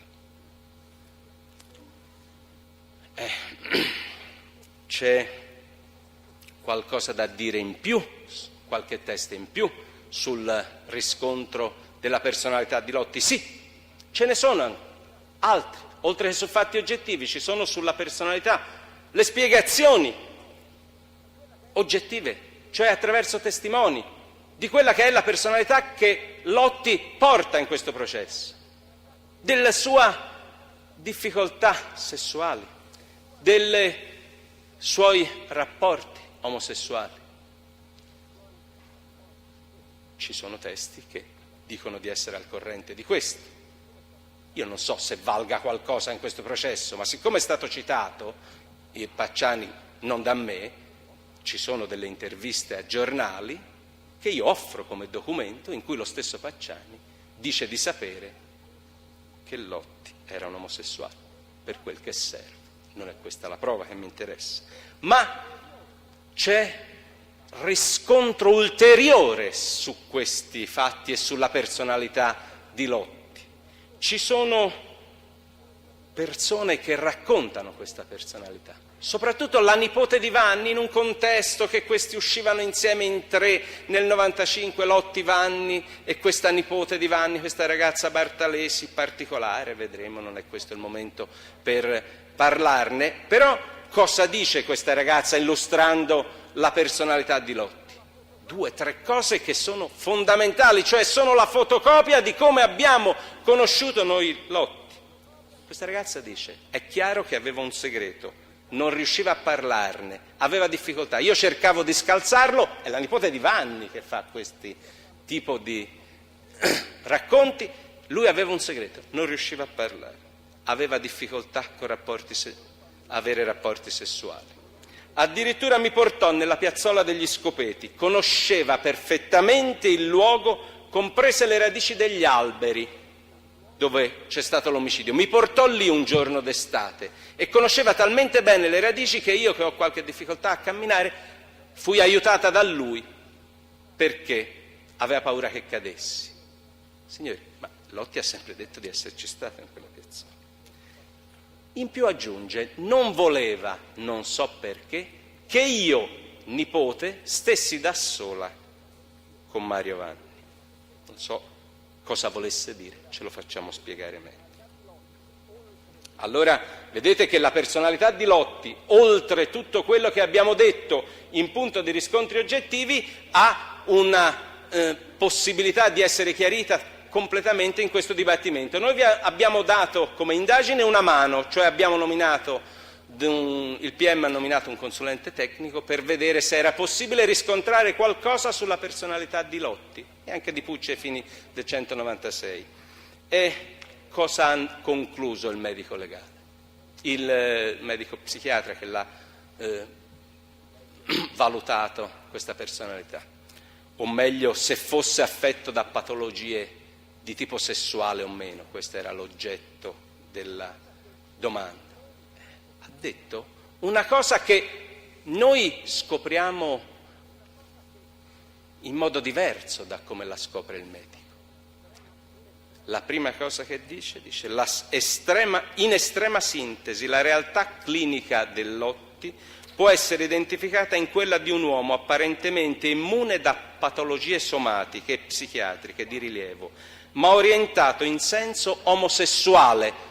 Non sapendo nulla delle sue dichiarazioni che Lotti farà mesi dopo, già emerge nell'esame dal punto di vista del medico questo carattere orientato in senso omosessuale, connotato da forti istanze di carattere perverso. E cosa ci ha spiegato, poveretto? Io andavo lì, mi ci portava. Una volta in un interrogatorio ha detto: a noi piaceva. Ecco la perversione. Sicuramente tali queste perversioni da essere parte della sua personalità, delle sue scelte e della sua stessa interazione con l'esterno. Ecco che se serviva la scienza per darci un'indicazione sulle patologie di Lotti, abbiamo anche questo elemento. Una considerazione in più su quello che riguarda la testimonianza di Pucci. C'è un articolo del codice che dice che il giudice può valutare la capacità a testimoniare. È l'articolo 196. Il PM ha fatto anche questo, perché si è accorto che Pucci è persona semplice, troppo semplice. È una persona che è bene che, presentandosi a voi nella sua semplicità, faccia il suo racconto così com'è, ma per pura tranquillità. Vediamo se la scienza ci può dare una mano, per vedere se questa sua semplicità può interferire sulla capacità di testimoniare. Cosa dice il consulente che io ho chiamato qua? L'esame effettuato al Pucci ci consente di affermare con chiarezza che è capace di testimoniare e di fare racconti. Lo vedrete nei dettagli quando sentiremo questi testi. Allora io mi accingo un attimo a riassumere brevemente come andremo avanti nella seconda fase e cerco di essere più schematico possibile, perché ho detto, nel momento in cui io riuscissi o l'accusa riuscisse a dimostrare che Lotti è attendibile, capite che è più facile, dal punto di vista dell'accusa, crederlo quando fa la chiamata di corpo. Perché è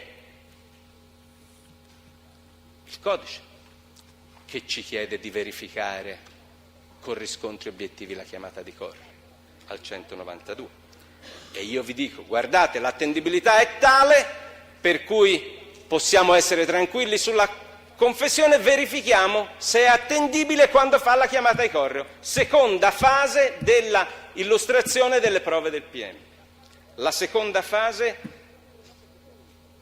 è ancora più semplice, non perché viene dopo, ma perché il primo riscontro alla chiamata di correo Lotti nei confronti di Vanni, cioè che Lotti dice il vero quando parla di certi fatti di Vanni, che Vanni ovviamente nega, ha fatto una scelta diversa da Lotti, legittima, consentita, da valutare, però da voi, perché la chiamata di correo, sapete dove trova il primo riscontro? Nelle ammissioni, dico ammissioni, dello stesso Vanni, per il quale io chiedo l'esame. Cosa dice Vanni su fatti ovviamente che a lui sembrano non pericolosi, perché sono fatti che non hanno a che fare con gli omicidi? Dice 2 o 3 cose che la dicono lunga sul rapporto Lotti-Vanni, perché riscontrano esattamente, puntualmente le dichiarazioni di Lotti. Sono 3 argomenti, li vedremo. Lotti dice, avevo parlato con Vanni dell'esistenza di una coppia di una panda celeste a Vicchio. Dice Lotti, ne avevo parlato con Vanni prima dell'omicidio. Vanni dice, è vero, me ne parlò. A noi interpretare, dà anche i particolari del come me ne parlò. Cioè è vero che della panda di Vicchio Vanni sapeva da Lotti prima dell'omicidio. Lotti dice, mi avevano mandato, io avevo individuato la coppia con Pucci e con la Nicoletti, avevo individuato il posto e ne parlai a Vanni. Non so se poi Vanni ci andò a fare altri sopralluoghi insieme a Pacciani. Io andai con lui e fa tutto un racconto, avevano seguito la ragazza, erano andati.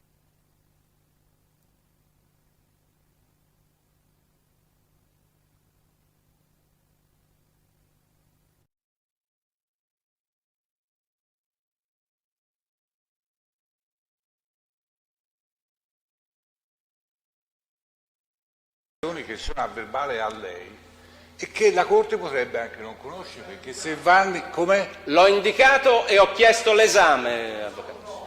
Proprio perché lei ha chiesto l'esame. Se lo negasse io glielo contesto. Se l'imputato fa l'esame, lei sta facendo la requisitoria finale, vabbè, questo è un altro discorso, sono liberissimo di farlo. L'ha fatta lei, la faccio io.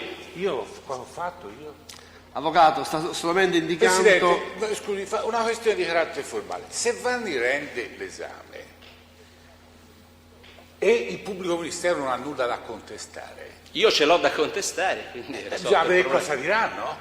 Sì, poi lo contesterà, quelli come no? sono atti che la Corte non dovrebbe nemmeno conoscere. Ma non vedo perché il commissario non la possa dire queste cose qui. Se sono, io non lo so. Se sono consacrate negli atti che non sanno benissimo le parti che sono vere, avvocato. Presidente.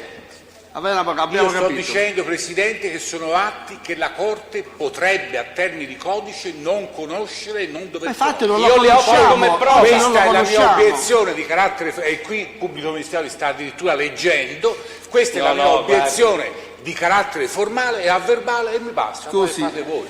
Scusi avvocato, non conosciamo per ora, come non conosciamo le altre cose che ha detto. Presidente, io l'ho fatta, e non sono prove ora queste cose qui, però il Pubblico lo può indicare. Per carità. Avanti, Pubblico può continuare, grazie. Quando ho fatto la mia obiezione io sono a posto.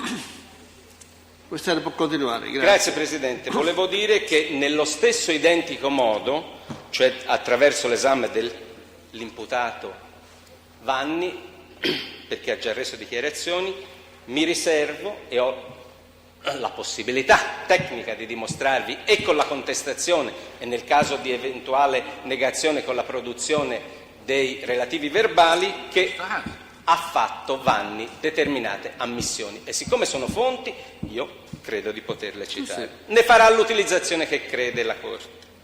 Dicevo che ammette altre cose, ammette di aver comprato la pistola, così come emerso. E questo non chiedo è vero. Chiedo scusa, voluto comprare la pistola, mi perdoni, voluto comprare la pistola, io ho offerto un test sul punto, che è l'armiere di San Casciano, che ammette questa circostanza, e ho offerto una dovizia di testi circa il contenuto della lettera, lo stato di paura che aveva Vanni a seguito di quella lettera di minacce che aveva ricevuto. Direi che è un argomento questo che è stato affrontato ieri quando parlavamo della lettera, guardando la posizione dell'avvocato Corsi, per la quale io non ho interesse a tornare sopra. Volevo solo mettere in evidenza come c'è la possibilità di dimostrare attraverso ammissioni che entreranno direttamente su contestazione o attraverso i verbali nel processo, perché queste ammissioni ci sono state cronologicamente. Poi vedremo il contenuto e vedremo come voi eventualmente le potete utilizzare. Ma al di là delle ammissioni, dopo i riscontri su quello che riguarda la posizione propria di Lotti, ci sono una serie di riscontri univoci sulla chiamata di correo del Vanni. Qui sono veramente sintetico, perché oramai avete capito che la possibilità di prova testimoniale è massiccia nel processo. E io vi dico che oltre alle dichiarazioni di testi che dicono è vero, Lotti e la sua macchina l'abbiamo vista nell'84 e nell'85, ci sono testi a dovizia indicati nella lista per quanto riguarda la partecipazione di una seconda persona, indicata poi da Lotti come Vanni, e nel delitto dell'85, nel delitto dell'84. Per quanto riguarda l'85, io a questo punto solo per sintesi ne cito alcuni. Ci sono due testi. Per sintesi? Ne cito alcuni. Ci sono dei testi, al di là del Nesi che dice di averne visto in due sulla macchina di Vanni, che dicono: guardate, io passavo dalla piazzola degli Scopeti in senso inverso, cioè San Casciano-Firenze anziché Firenze-San Casciano, e la notte del fatto, a mezzanotte o giù di lì, nell'ora che poi è stata ricostruita come omicidio, nella strada di fronte alla piazzola, al di là della strada, vi era una macchina bianca con due persone a bordo che si stava immettendo sulla strada. Io me la sono vista davanti, c'erano due persone, era una macchina piccola bianca. Quando mi hanno visto hanno fatto una sorta di marcia indietro, hanno spento i fari. È esattamente il racconto che fanno Lotti e Pucci per quella sera, cioè Vanni e Pacciani erano sulla loro macchina che avevano parcheggiato dietro un muretto al di là della strada. Sono testi che vi ho indicato. Quindi capite che queste sono testimonianze di allora, del 1985, di persone che avevano visto questi fatti. E quindi sono testimonianze che oggi ci danno un oggettivo riscontro a quelle dichiarazioni del Lotti. Identico c'è un test che dice: l'indomani mattina ho visto Pacciani sul luogo dell'omicidio che portava via qualcosa. Lotti vi dice che la sera del fatto si erano chinati, avevano nascosto qualcosa nel 1985, avevano fatto una buca. C'è un test la mattina alle 5, dice alle 6 ho visto Pacciani che veniva lì con un fardello, qualcosa addosso, e veniva via proprio da quel posto, ne sono sicuro. Lo dice allora. Quindi vedete anche la descrizione di Lotti su cosa era successo dopo l'omicidio trova riscontro in un fatto oggettivo di una testimonianza lontana nel tempo. Ma per Vicchio ancora ce ne sono di testimonianze. Ci sono quella delle persone numerose che hanno visto Vanni al bar della stazione, riscontro al quanto dice Lotti. Presidente, scusi, vorrei che si desse atto, avvocato Filastò, difensore di Vanni. Ma scusi, io avvocato non l'ho interrotto. Ma abbia pazienza. No, io non ho pazienza. Il test Rontini è presente dall'inizio della sua... Mi perdoni, scusi, allora avvocato mi lasci parlare. Prima di fare un'interruzione mi faccia parlare, perché io lo dico i nomi. Avvocato. Presidente. Io non parlo dei Rontini. Scusi, Presidente, mi perdoni, il test Rontini non è ancora stato ammesso come test, quindi può essere presente in aula. Parte offesa e parte civile, basta. Il test Rontini non è stato ancora ammesso come test, quindi può essere presente in aula. Avvocato Corondai, per cortesia. Aver fatto presente la circostanza, Presidente. Il difensore Sì, di è Vanni parte civile, fra è l'altro. soddisfatto così che sia a verbale che dall'inizio dell'esposizione del pubblico ministero il signor Rontini è presente in aula. Avvocato, ma se lo diceva dopo, scusi, invece di interrompere me, non mistero, era correttamente mistero. più idoneo? È la seconda volta in 10 minuti che mi interrompe. Scusate, Ho detto avvocato ora Filastò. perché speravo che lei non Avvocato Filastò. affrontasse questo fatto. Lei non lo Avvocato spiega. Lei l'ha affrontato, ho dovuto dirlo. Ecco. Se lo diceva dopo non Comunque cambiava mi assolutamente. dispiace di averla interrotta. Per 2 ma volte in purtroppo 10 minuti. non lo fo più. Io guarda. ieri non l'ho interrotta nemmeno una volta. Benissimo. Avvocato Filastò e gli altri, non si può andare avanti così. Cioè ogni volta che si dice qualcosa non gradita si interviene e si crea un po' di... non è possibile. Io mi raccomando, al senso di responsabilità vostra e santo cielo. Sì, va bene, però non è la relazione introduttiva che pregiudica il Vanni, sono i fatti che il Dipartimento proverà o non proverà, tutto qui. Per ora lui conosce una certa situazione, ha tutti gli altri situazioni, li Non solo vi ho chiesto, e basta. Lo può Presidente, fare ho chiesto e lo questi deve fare. testi. Bene. Ho chiesto questi testi, se Bene. non li illustro non so come voi potete poi Esatto. ammetterli o meno. Esatto, può continuare, Mistero. Grazie Presidente, ci provo. Dunque dicevo, ci sono altre testimonianze relative a persone che dicono, tutte citate, che la ragazza veniva disturbata al bar, così come dice Lotti.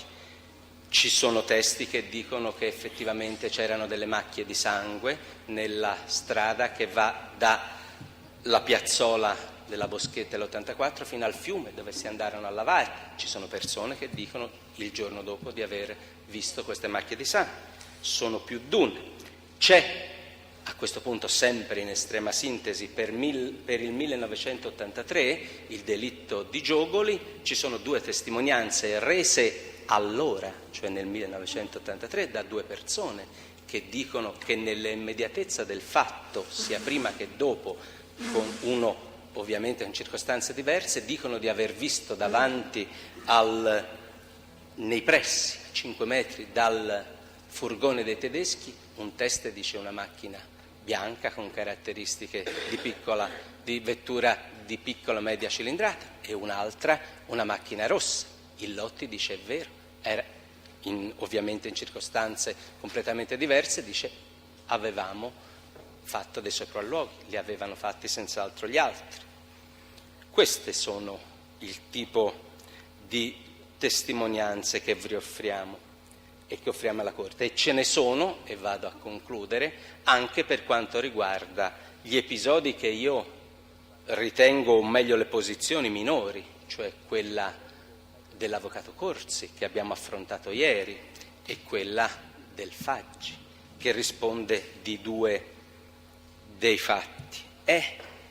Qui ci sono una serie di testimonianze che confermano ciò che dice Lotti e ciò che dice Pucci, cioè che il Faggi era amico del Pacciani, lo frequentava, era una persona, purtroppo dobbiamo dirlo ai fini della ricostruzione della personalità, che aveva problemi di omosessualità, lo racconteranno diverse persone, era persona che, come dicono Lotti e Pucci, aveva una Fiat 131, sia pure in un momento storico diverso, era il Giovanni, era la persona, così come dice Lotti, che all'epoca del 1981 abitava proprio vicino al luogo dell'omicidio di Calenzano, era la persona che è stata vista più volte a San Casciano in posti diversi già dal 1980, è la persona che uno degli imputati, lo stesso imputato, ammette di aver visto l'imputato Vannia ammette, con i limiti delle dichiarazioni di Vannia e della utilizzabilità, di aver visto a San Casciano come amico di Pacciani. È il Faggi, persona che è raggiunta da una serie di elementi e di riscontri su quelle dichiarazioni di Lotti e Pucci che sono indicate tutte nella lista testi che ho presentato. Allora, signori, e cerco di concludere veramente, ma non ho niente da aggiungere per quanto riguarda le prove sul reato di associazione, perché la descrizione dei fatti fatta finora e di cui vi offriamo prova è la descrizione di un sodalizio che sicuramente comprende persone, non so se tutte note ad oggi, ma comunque persone che sono raggiunte da elementi che ci offriamo di provare sotto il punto di vista dell'associazione ex 416. Sono persone, come dice Lotti, che avevano compiti diversi, c'era chi preventivamente vedeva le coppie, c'era chi faceva i sopralluoghi, c'era chi materialmente eseguiva. E quindi, per quanto riguarda le imputazioni e le fonti di prova, io non ho altro da aggiungere. Vorrei fare solo due brevi considerazioni, che sono solo tali, per quanto riguarda i delitti precedenti, per i quali non vi è oggi imputazione a carico degli odierni imputati, perché non c'è nessun elemento a loro carico, probabilmente non esistono.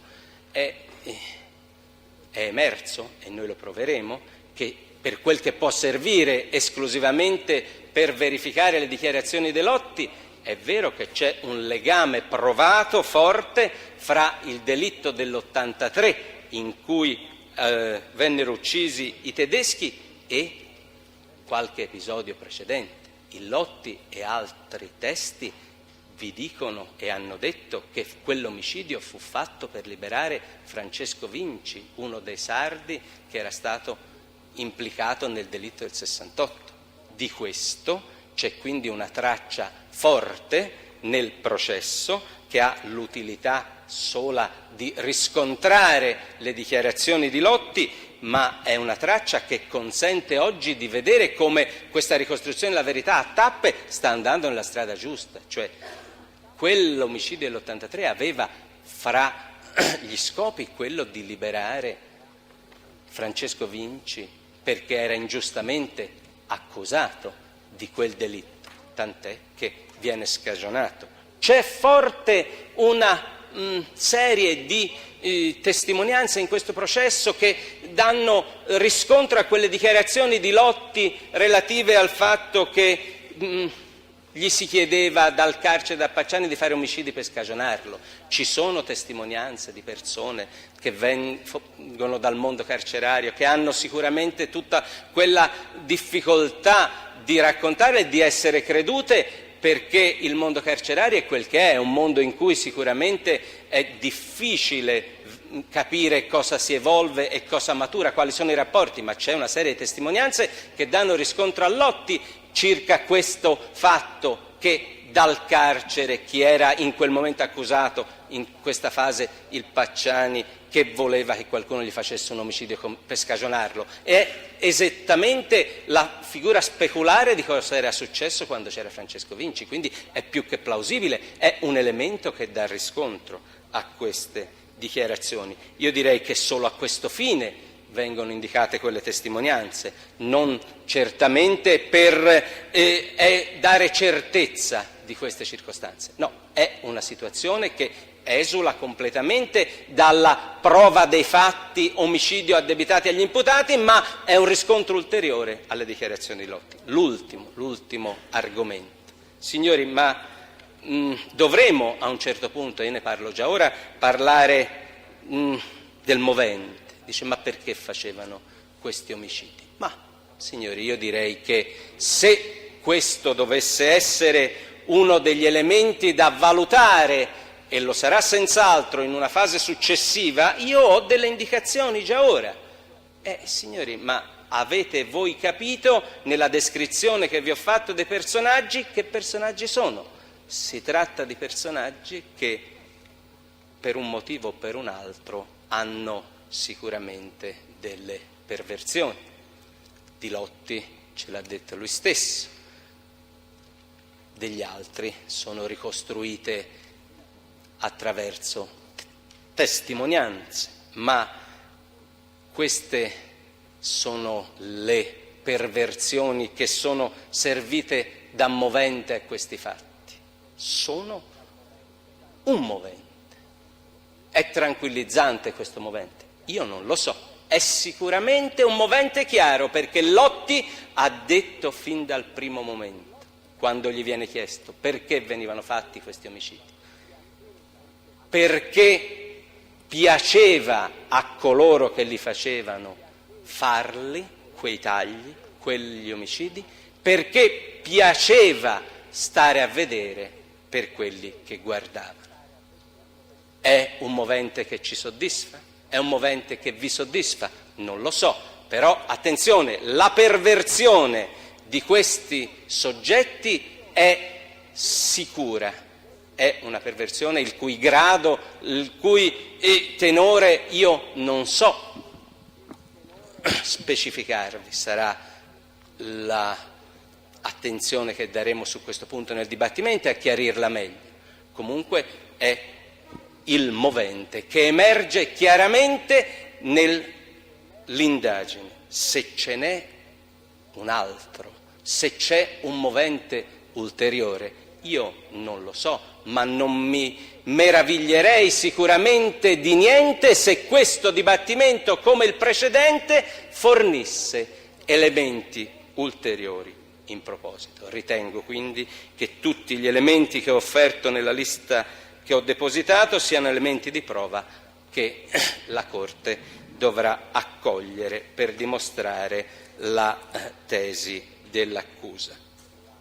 Io chiedo quindi di produrre innanzitutto quell'elenco di documenti relativi alla prova generica indicati nella mia lista ex 468 quarto comma e ex 238, che sono tutti gli elementi di prova specifica, cioè tutti gli elementi che nel corso del dibattimento già celebrato a carico di Pacciani sono stati già forniti in sede dibattimentale, quindi utilizzabili da voi, in merito alla prova specifica dei fatti omicidio, e sono le perizie medico-legali, i verbali di sopralluogo, i rilievi fotografici di tutti gli omicidi e soprattutto le testimonianze di coloro che hanno fatto questi atti, cioè gli ufficiali di polizia giudiziaria che hanno fatto i sopralluoghi e dei medici legali che hanno fatto le perizie. E io vi chiedo di acquisire intanto ex officio queste testimonianze già rese in sede dibattimentale, con una volta acquisite richieste in merito alla loro utilizzabilità. Però vi chiedo già di acquisirli perché voi lo potete fare. E vi chiedo quindi di sentire tutti i testi di cui alla lista presentata. Chiedo il controesame dei testi indicati dai difensori degli imputati, chiedo l'esame di tutti gli imputati, mi riservo di fare delle deduzioni in punto di ammissibilità di alcune liste testi e mi riferisco esclusivamente alla lista testi fatta dal difensore Di Vanni, avvocato Filastò, sulla quale io ho un parere anche scritto, ma mi riservo di farlo dopo che avrà illustrato il difensore i motivi per il quale chiede quelle ammissioni, e per quanto riguarda una riserva le testimonianze richieste dalla parte civile avvocato Santoni relativamente alla prova sui fatti omicidio del 74, che non essendo un omicidio contestato in questo processo è sicuramente superflua. Grazie.